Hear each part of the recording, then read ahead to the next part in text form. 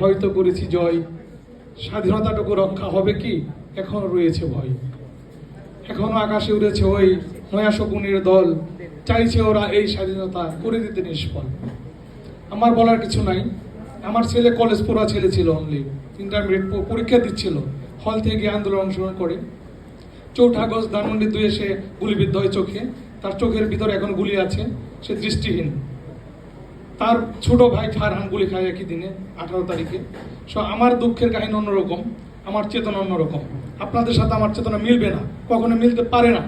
আমি আহতের দলে, আমি স্বাধীন যুদ্ধের দলে, আমার ছেলে অলরেডি হয়ে গেছে, ইনক্লুডেড হয়ে গেছে ওই দলে। আমার একটাই রিকোয়েস্ট আপনাদের কাছে, আপনারা যারা মাঠে ছিলেন, আপনার 14 বছর বিএনপির যারা নেতৃত্ব অধীনে ছিল, সে সফল সমাপ্তি ঘটেছে ছোট ছোট বাচ্চাদের দ্বারা। আপনারা জানেন 800 ছেলে অন্ধ হয়েছে, 102 চোখ, আর তার বাকিগুলো 1 চোখ। তার মধ্যে আমার একটা ছেলে আছে, ওকে দেখলে আপনারা অবাক হয়ে যাবেন, কেমন টকবকে সুন্দর ছেলে আমার, চোখে দেখে না এখন। এটা সহ্য করার মতো না। আমার শুধু একটাই রিকোয়েস্ট, আপনারা সবাই জ্ঞানী, যারা অন্ধ হয়েছে, হিমেল, রুদ্র, এরা 17 বছর, 7 বছর, 8 বছরের বাচ্চা, তারা কিচ্ছু চায় নাই, 2 চোখ অন্ধ, গার্মেন্টসে চাকরি করে। আপনারা তাদের সুবিধা পাবেন। আমার শুধু একটাই রিকোয়েস্ট, ওদের চেতনাকে আপনারা বলতে দিয়েন না। আওয়ামী লীগ যেভাবে উঠে দাঁড়াতে চাচ্ছে, ওরা যেন উঠতে না পারে। আমাদের একটাই বিচার চাই। আমি আমি ওই সব ডাক্তারদের বিচার চাই। আমি ওই সব ডাক্তারদের বিচার চাই যারা তখন অবহেলা করেছে। আমার ছেলে যখন ইস্পানের চোখ হসপিটাল যাবে, তারা না করেছে না, কিন্তু চোখে গুলিবিদ্ধ, কোনো চিকিৎসা দেওয়া হবে না।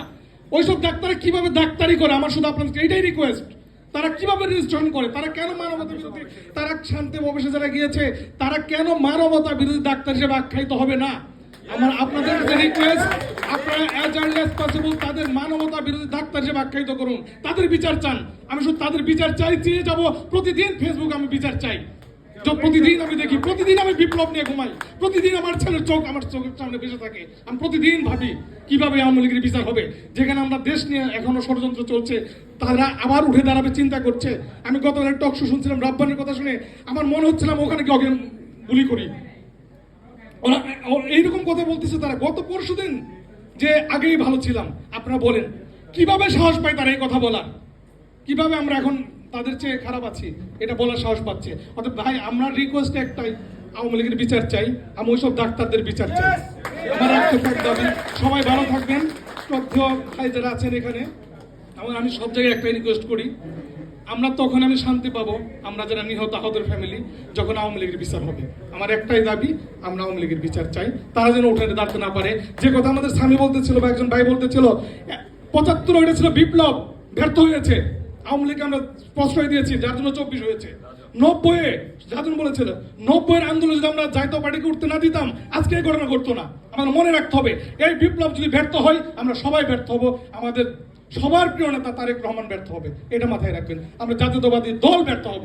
অতএব আপনাদেরকে রিকোয়েস্ট, আমরা সবাই ঐক্যবদ্ধ থাকবো, কোনো বিভেদ যেন না থাকে। আমার একটা রিকোয়েস্ট, দয়া করে আপনার বিভেদের মধ্যে জড়াবেন না। আমরা সবাই একটা ফ্যামিলি, একটা পরিবার, আমাদের সবাই একজন গার্জেন, আমাদের একজন মাতা, দেশ মাতা, যিনি অনেক আগে বলছিলেন দেশ বাঁচাও মানুষ বাঁচাও। আমি তখন বুঝি না আসলে উনি ওই স্লোগান কেন দিচ্ছিলেন। যখন উনি অ্যারেস্ট করে ফার্স্ট দেশ বাঁচাও মানুষ বাঁচাও, এখন মর্মে মর্মে টের পাচ্ছি উনি কেন এই কথা বলছেন, মর্মে টের পাচ্ছি। অতএব আমাদের রিকোয়েস্ট, আপনারা এই চেতনাটাকে ধরে রাখেন, এই বিপ্লবকে ব্যর্থ হতে দিন না প্লিজ। সবাই ভালো থাকবেন।